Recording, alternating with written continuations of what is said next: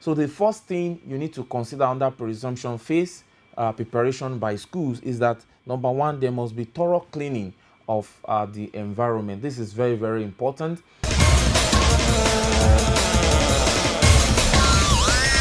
It will be easy for the government agency to properly do what we call the contact tracing. It's preparation by the pupils and students themselves, because all of us need to prepare. We need to be on the same page to make sure that we are ready to go back to school.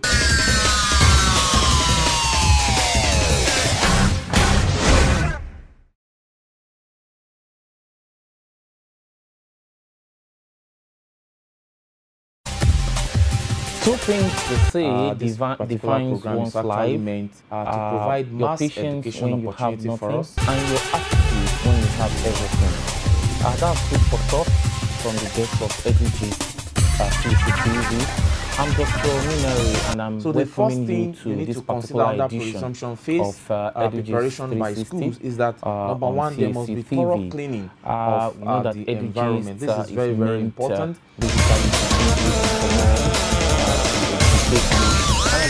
It will be easy for the government agency to properly do what we call the contact tracing. It's preparation by the pupils and students themselves, because all of us need to prepare and we need to be on the same page to make sure that we are ready to go back when you are taking decisions, you are able to take good decisions and also to guide you as well.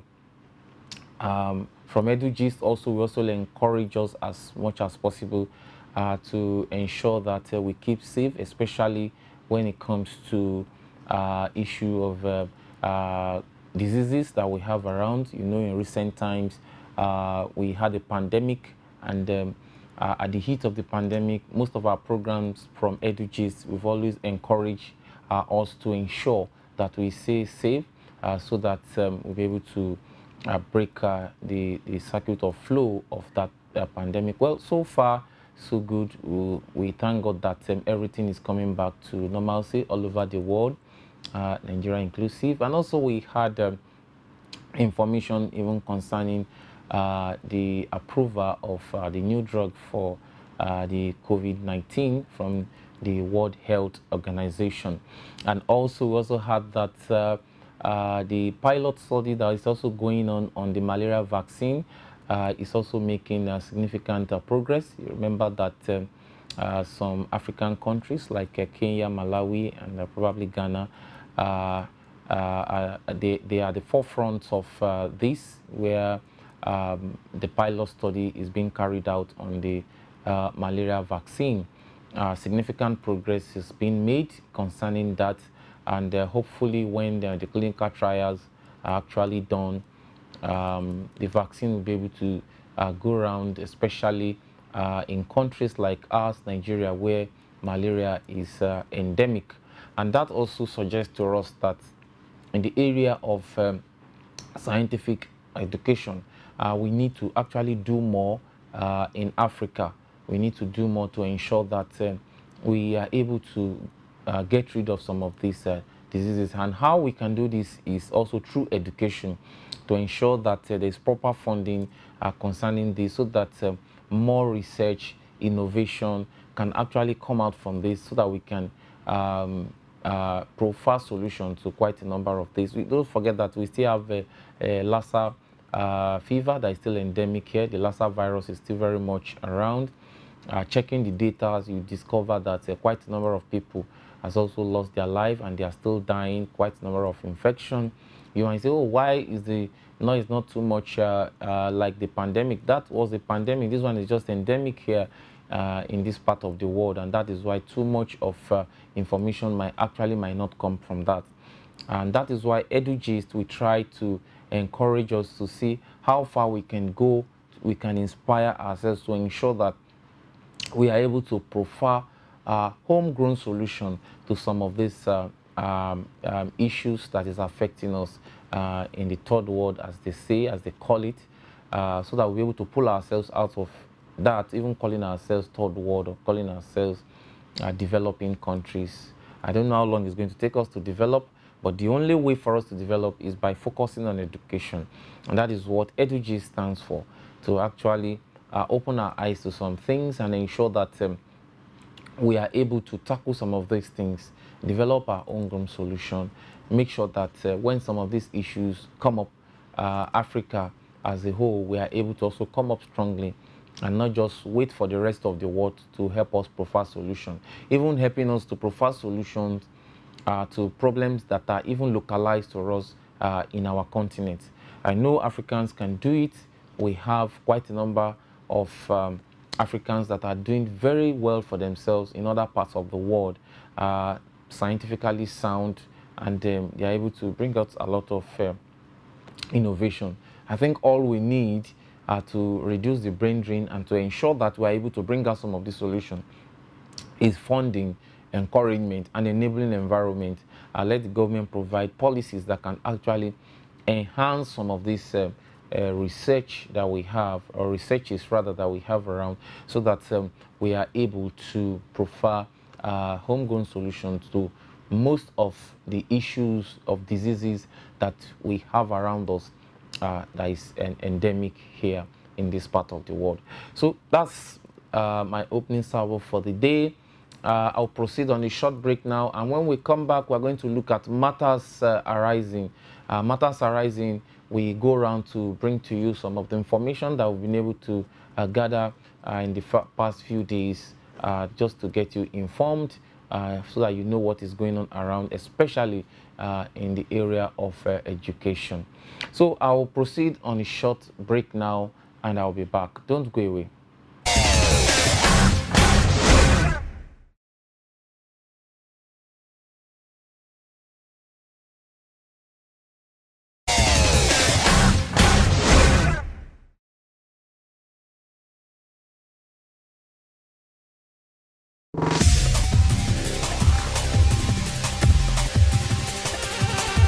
This particular program is actually meant to provide mass education opportunity for us.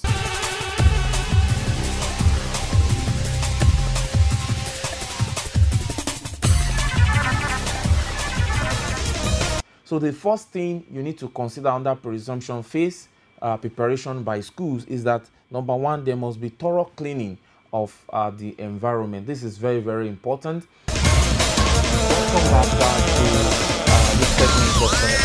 it will be now, easy for the government agency let me to properly do what we call the contact tracing. Is that NECO has postponed the entrance examination into Unity schools, and they gave excuse for this. They said the reason for this is that they want to encourage most schools that are still unable to register to do that, even though quite a number of people have been frowning at this to say that over the years, the examination council has always been postponing the exam. Well, I hope they look into that and see how they can actually stabilize. But they gave the reasons that they discovered that in some states, registration is pretty low, and so they want to give them ample opportunity to ensure that they are able to get more registration. Now, there is this also sad news we got from Delta State University. There was a professor that was actually kidnapped, and a ransom was requested. A ransom of 3 million was requested. The ransom was paid, but we learned that at the end of the day, the professor died. Well, we want to appeal to all our security stakeholders. We know the government is trying their best, but I know they can still do better to ensure that security is utmost on the agenda.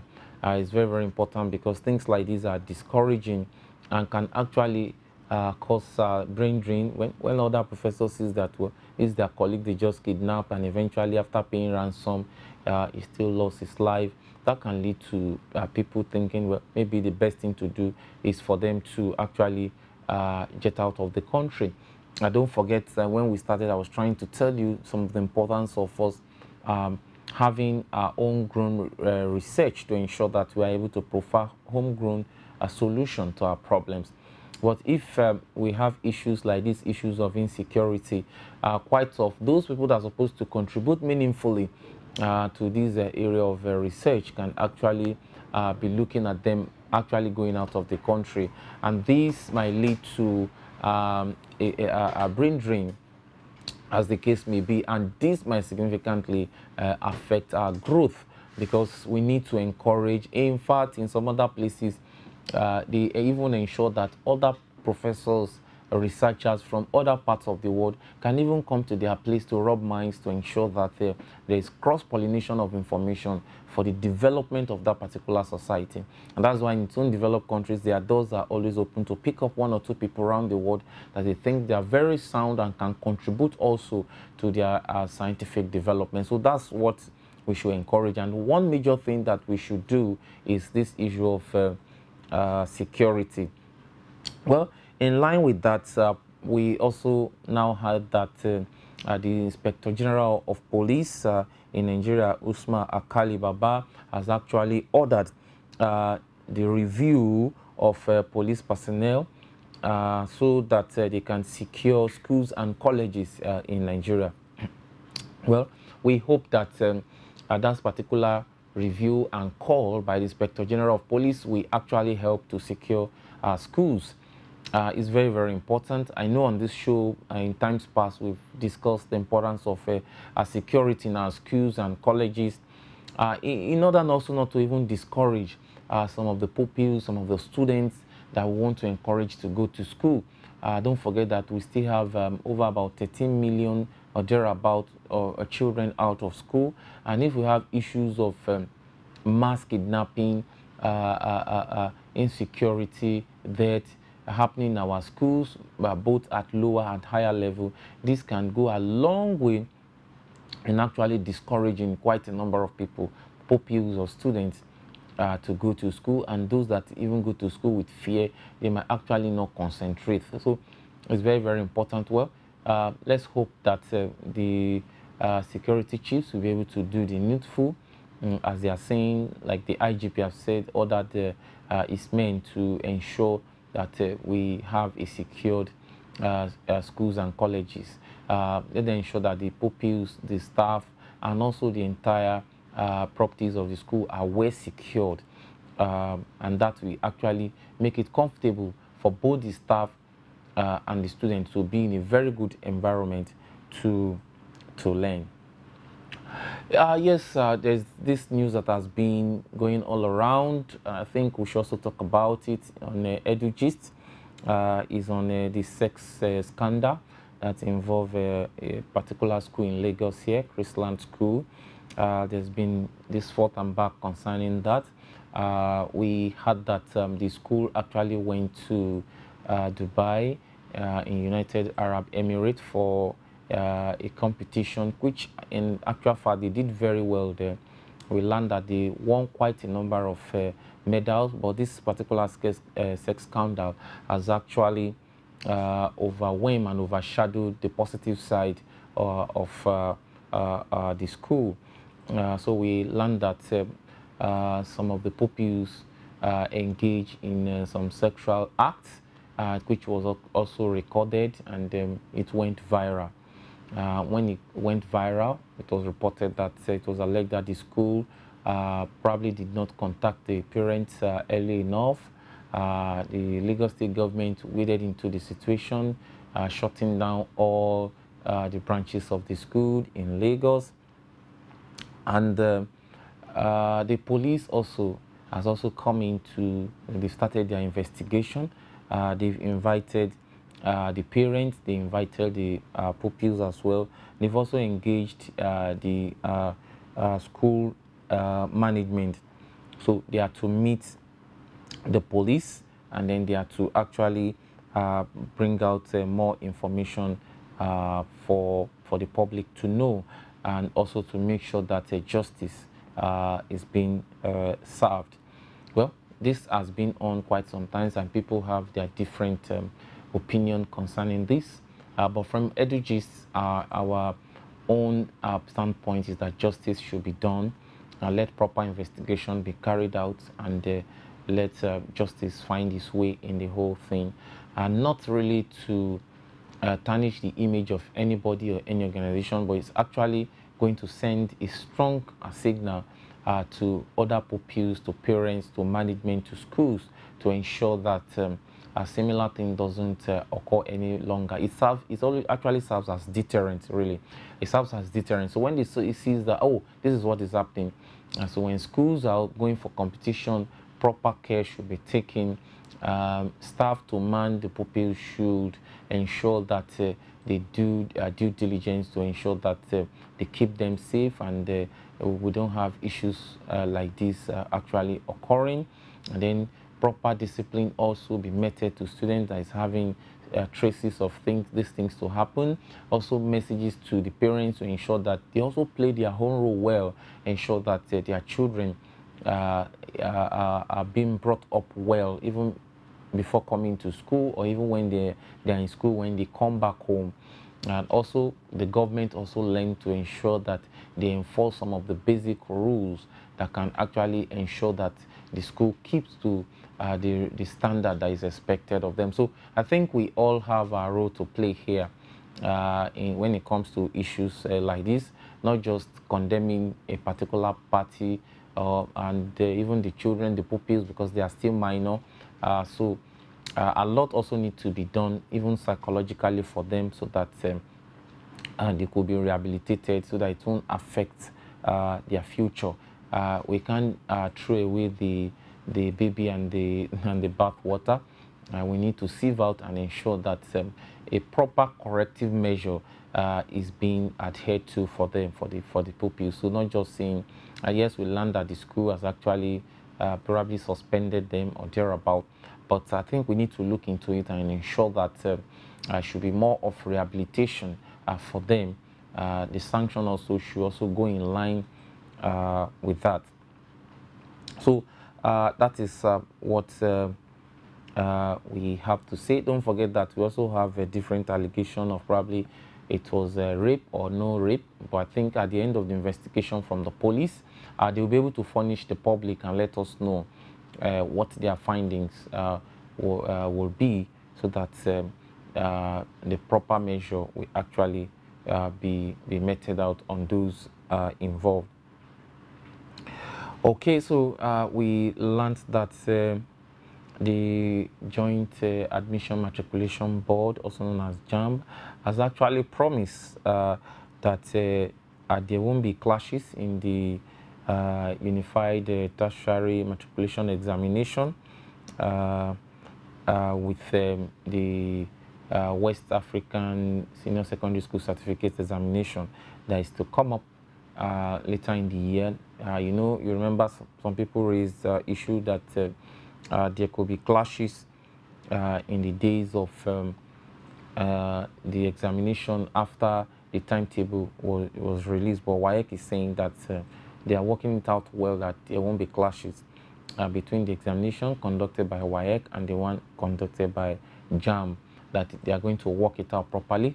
Well, I hope they do that, so that a pupils that was going to write the exam, or the candidate rather that's going to write the exam, will not be affected negatively. JAMB has also come out to promise that they are going to have a seamless examination for the UTME that's going to come up very soon. They stated this after the mock examination they conducted came out to be a huge success. So they said they've used that to test run, and thereafter they are going to ensure that the UTME is going to come out well. Now, you are aware that the Academic Staff Union of Universities, they are still on strike in Nigeria here. If you recall, a strike started on the 14th of February 2022 after they accused the federal government of not honoring the agreement they reached in 2009, in which they also signed an MOU in 2020. They were actually talking about the revitalization of the university, the renegotiated 2009 agreement that has to do with the welfare of the staff. They also spoke about the earned allowance, and also the University Transparency Accountability Solution Platform and that they wish to replace the IPs that has been being used by the federal government.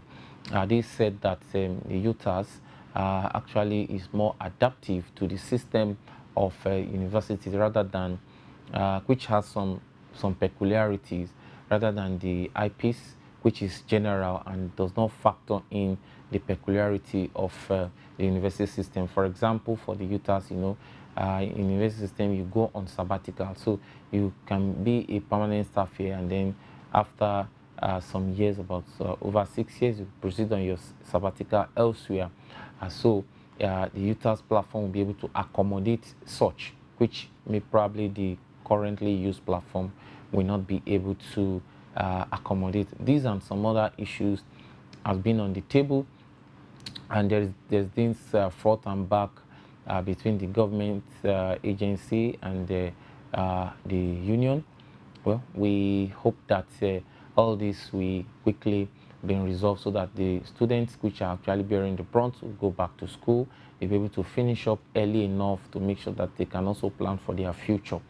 So we appeal to all stakeholders involved to return to the negotiation table so that the strike can be called off, students can go back to school, and studies could be completed. Those that need to be graduated will be graduated. Those that need to proceed to their to serve the country will do that, and those that wants to further their studies will be able to do just that.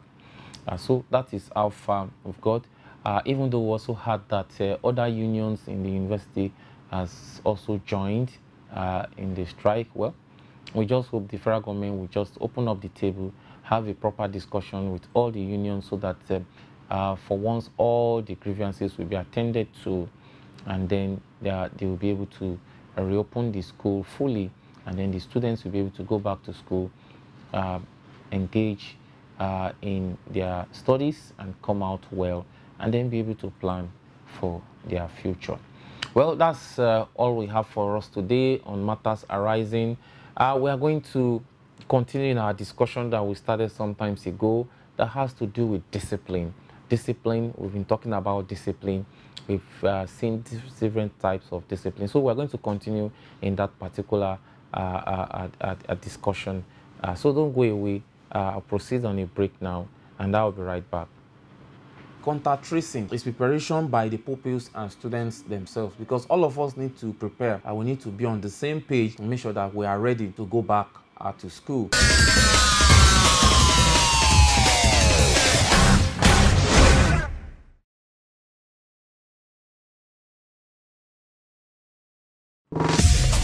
Now, welcome back to another segment of this particular program is actually meant to provide mass education opportunity for us. We've been talking about discipline, talking about how the stakeholders involved can instill discipline to ensure that students follow the rules and the norms in order to correct unwanted behavior. Now, when you look at what is happening in most of our schools now, let's take, for example, you need to consider under presumption phase in preparation by schools is that number one, there must be thorough cleaning of the environment. This is very, very important. Our interest is not actually to blame anybody, but our interest in Edugist is to profile solution that what do you think can be done. Our own solution is not one-sided.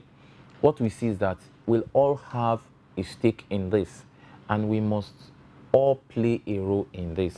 You remember when we started this issue of discipline, some of the issues that happened then is that we heard of cases whereby less than 2-year-old is being caned. In fact, a particular 2 years old was caned in another state, and the boy eventually died.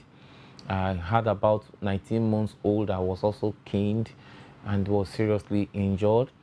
So, so we're trying to see, where do we draw the line?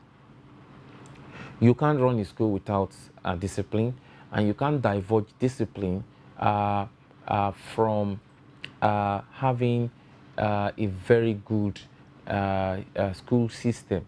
So, but how do you met out this discipline? How do you maintain a balance?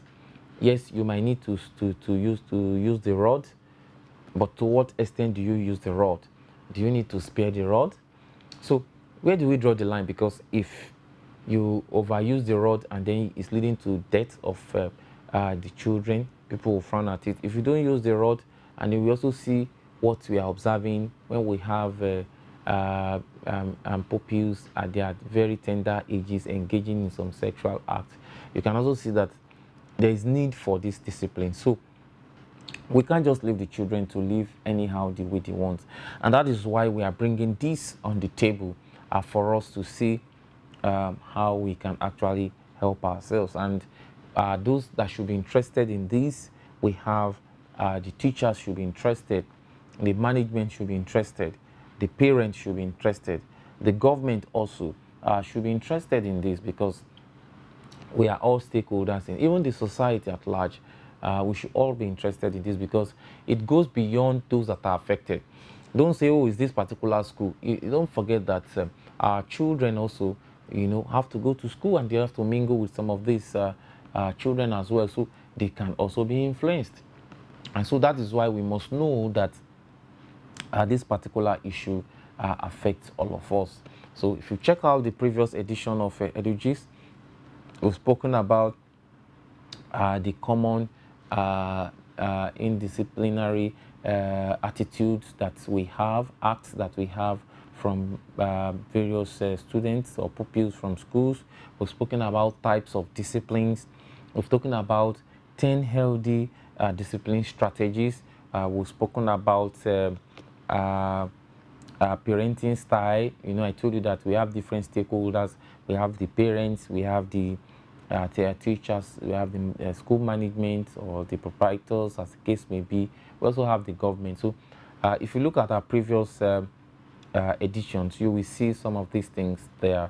You have access to some of this. So today, let's look at the types of punishments that we can actually met out. So punishment, we have different kinds of punishment, and so we must know the different types of punishment. So punishment is it's not just one way. So you must look at the situation on ground and then see how you can met out that particular kind of punishment, depending on the kind of offense, the particular time, the particular place, and also the age of those involved also matters. Okay, it also matters. For example, when we had the case of flogging a 2-year-old boy or a 19-month-old girl, in such a case, in fact, sometimes you might even need to invite the parents.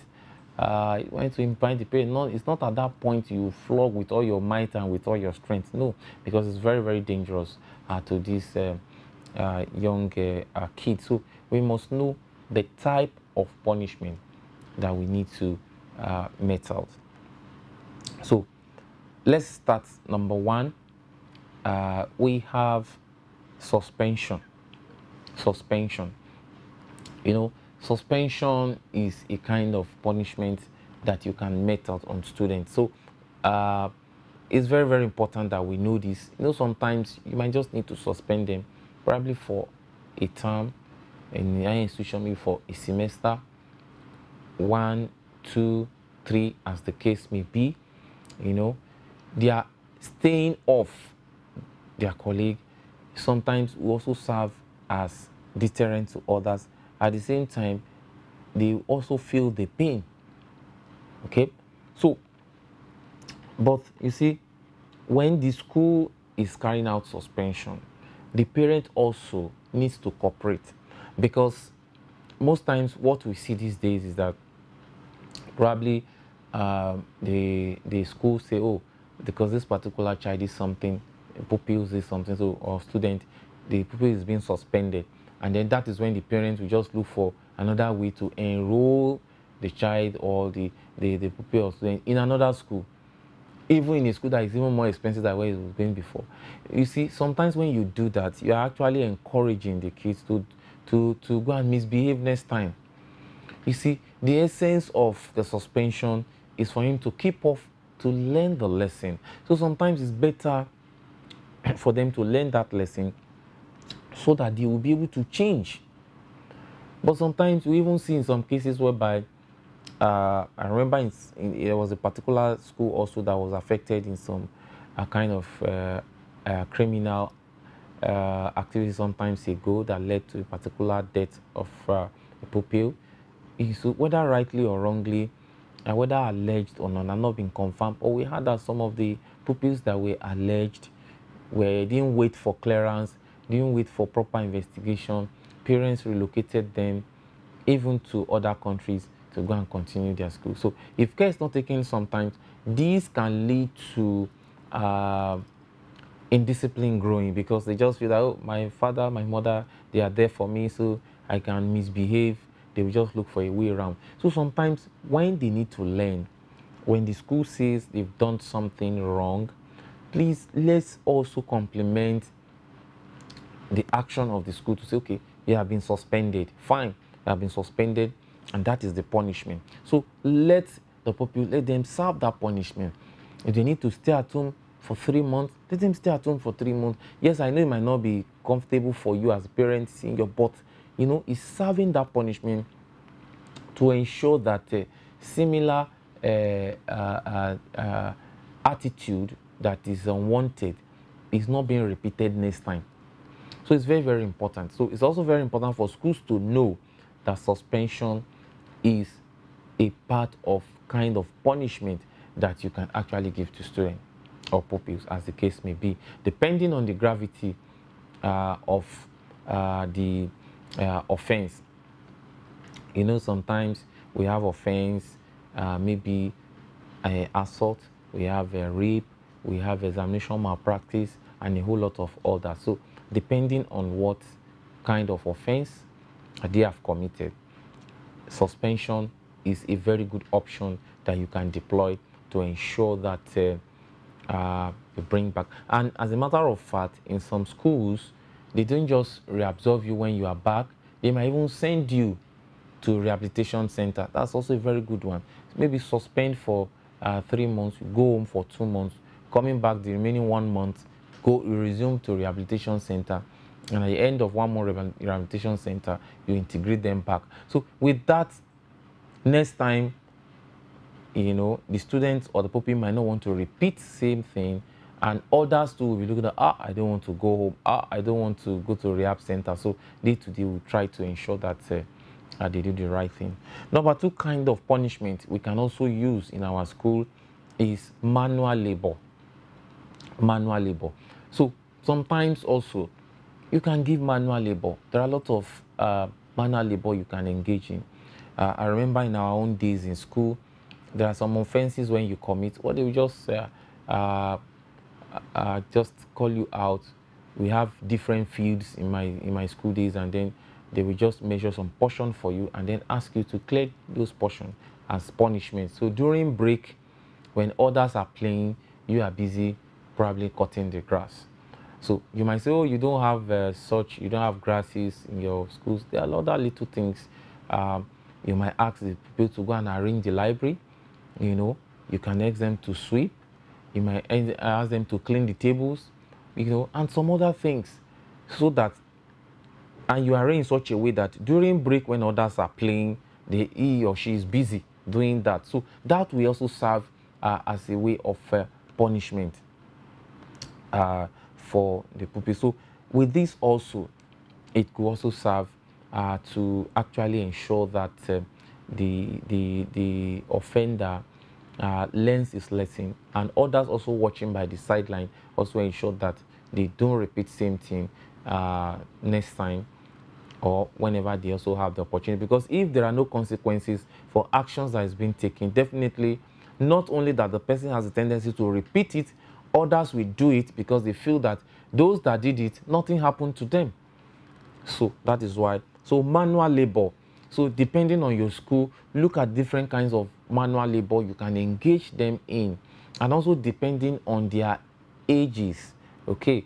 So don't go and give a 2-year-old, and then you have a 2-year-old to go and do something that is going to affect the child. It's still very young. There are some little things depending on your peculiarity, depending on your school, just look at little things that they can do, okay, to ensure that they comply and ensure that they follow the rules. Okay, number 3 type of punishment, this one is also very good, especially for the very younger ones, is isolation. Isolation. And this one is good for probably those that are still very young, maybe that's 19 months, 2 years, 3 years old, 4 years old in nursery school. You can isolate them, especially maybe during break, okay? When all of them, when it's time for break, when all of them go out of the class, you can ask the one that has offended to stay back. You isolate him, or you ask him or her to come and sit with you, just sleep, or you ask them to, on their deck, they should sleep there. You know, I remember in our own days too, if you come, they will ask you, even a whole class, when you've offended, they will ask all of you to sleep, but just force you to sleep, you know. And as children, you'll be restless, sleep. They have to close your eyes and sleep. You might think it's simple, but it's difficult. It's difficult because you will be isolated. You won't be able to play. You will not be able to mingle with your colleagues. They will go out and play, and when the break is over, they come back in. You will just be seated there. You will only be allowed to go and ease yourself, and then you come back. So isolation is also good punishment that you can also mete out on the pupil or the student, as the case may be, most especially the very young ones. So it's not carrying cane and everything is cane. I know that cane, flogging is important, is also good, but it's not about caning. Even those little children, there's a little you should use that particular method. So you can spank them a little bit. It's also fine. Spank them, they cry, but you have other options that you can also use for punishment. Number 4 kind of punishment is expulsion. Well, this might be to extreme case, because sometimes there could be some grievous offense that can actually influence other students negatively, and depending on the gravity, expulsion could also be an option. So if for example, I know in some schools, especially in our institution, that have zero tolerance for examination malpractice. If you are caught bringing in extra materials that's not permitted during exam, you know, sometimes if you face the panel and you are being found guilty, in some cases you may be rusticated. And in cases of impersonation, sometimes you could be expelled, it could be complete expulsion. So that's another form of punishment that could also be deployed, okay? But that would be to the very extreme that you see that, no, this cannot be rehabilitated. And in such a case also ensure that proper investigation is also being done, so that you will not just expel a student unjustly.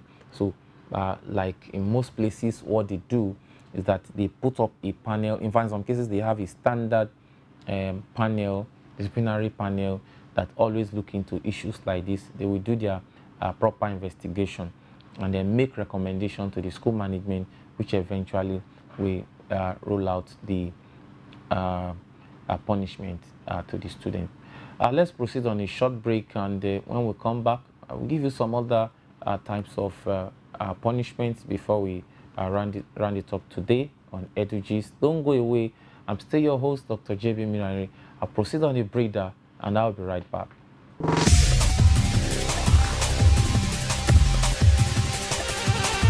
This particular program is actually meant to provide mass education opportunity for us.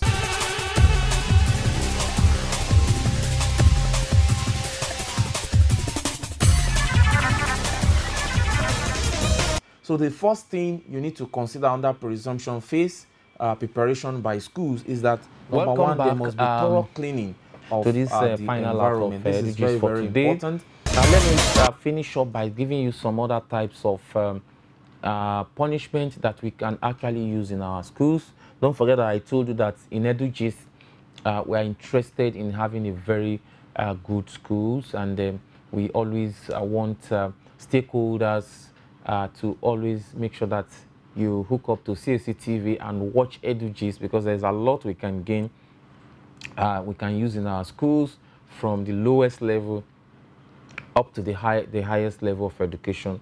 We discuss things that are very, very relevant to us. So we are talking about the types of punishment that you can actually deploy. And first we talk about suspension, talk about manual work, we talk about isolation, we talk about expulsion. Another one is scolding. You know, scolding also can also be used. You can scold at lower level, you can scold at higher level, to also ensure that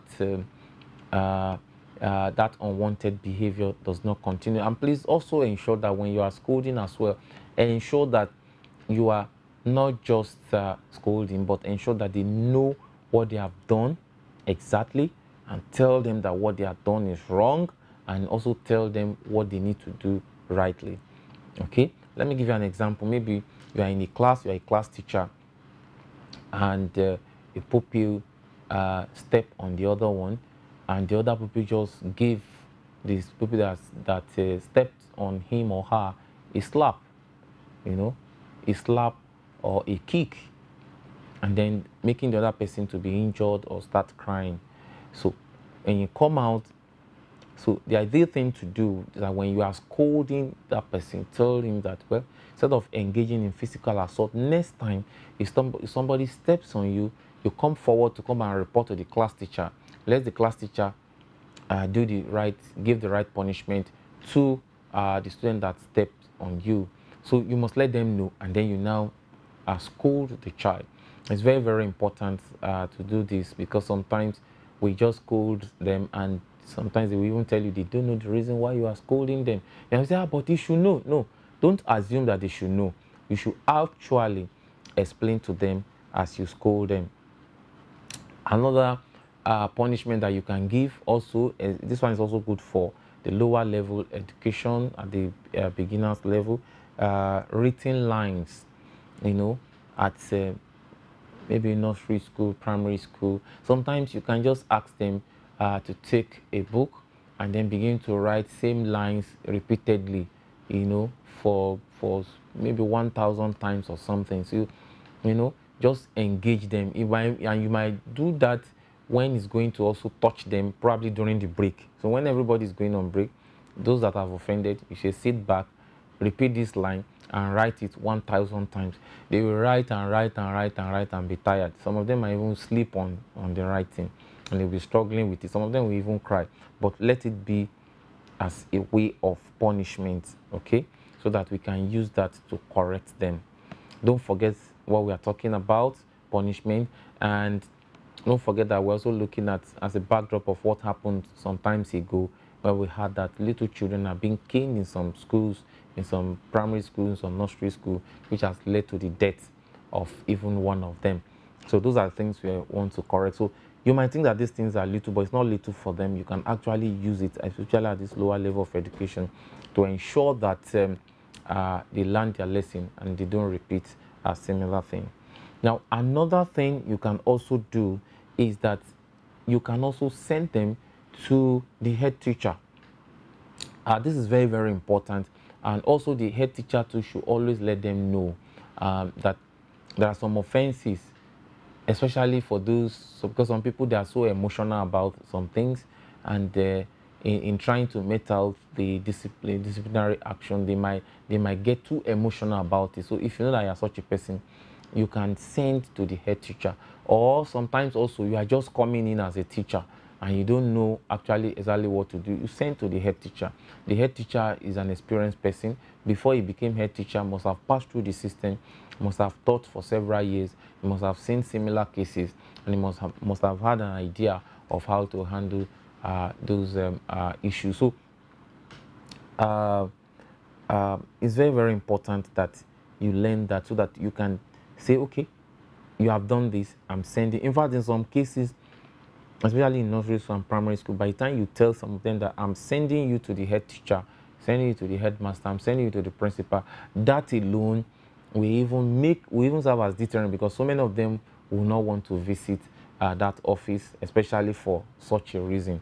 I also remember my days in school. You wouldn't want your teacher to say, "I'm taking you to the headmaster or to the principal," because you know that they are experienced.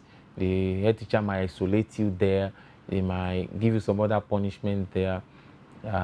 In some cases, even if they have to flog, they know how to do it, in a very matured way that it will not injure you. At the same time, they will make you cry. So sometimes those head teachers, they are very, very experienced. So for class teachers, you can send them to head teachers, let them handle it, and then most of the time, I know they are going to do that well.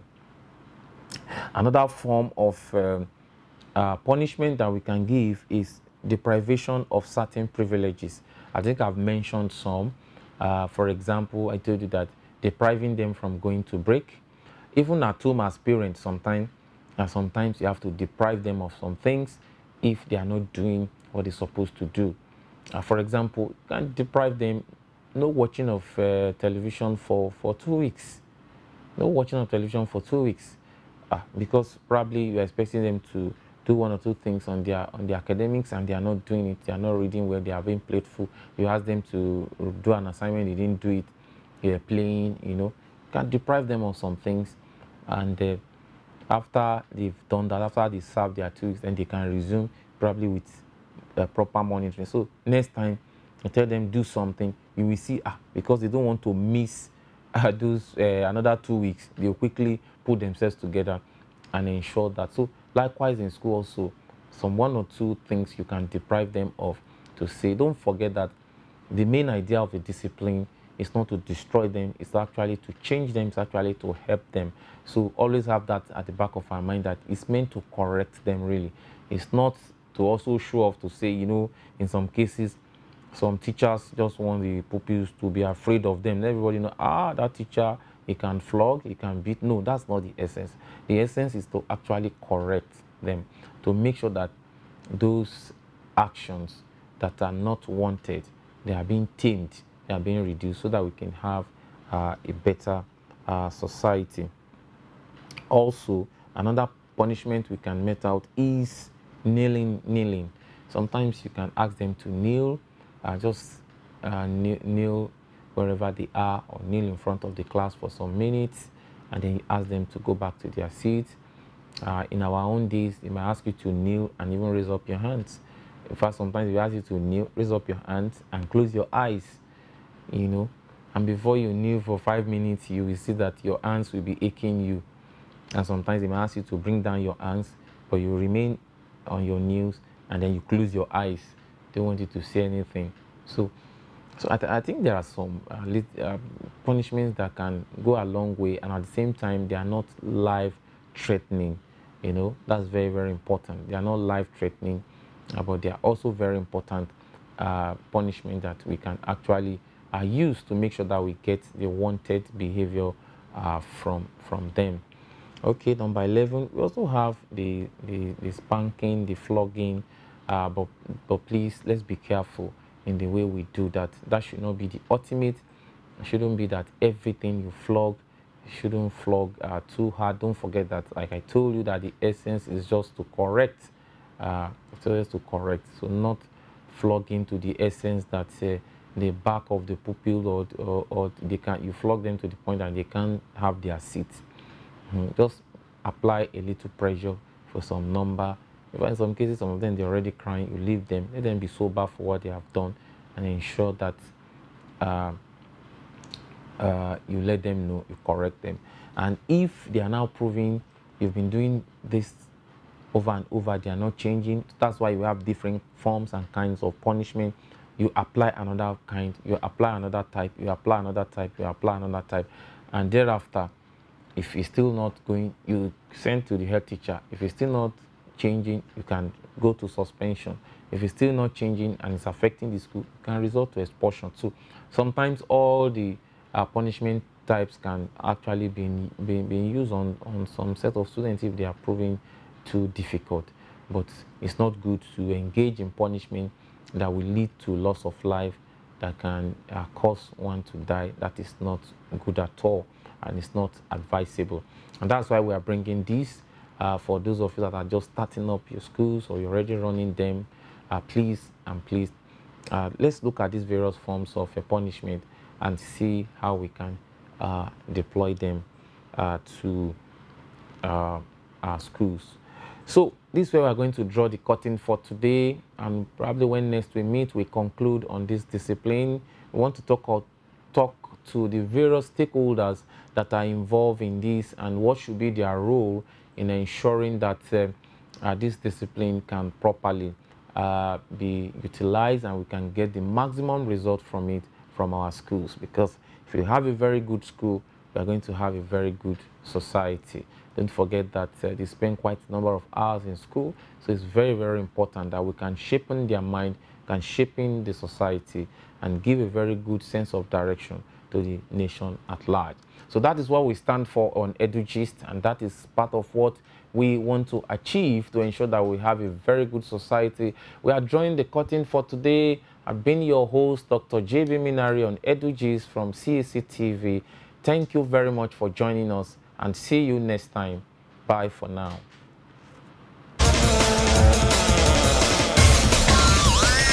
It will be easy for the government agency to properly do what we call the contact tracing. It's preparation by the pupils and students themselves, because all of us need to prepare and we need to be on the same page and make sure that we are ready to go back to school.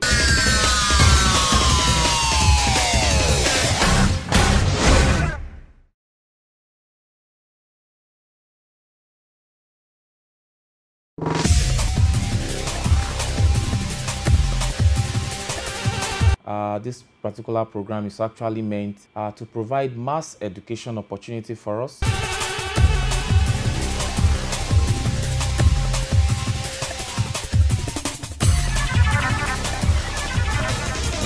So the first thing you need to consider under presumption phase preparation by schools is that, number one, there must be thorough cleaning of the environment. This is very, very important.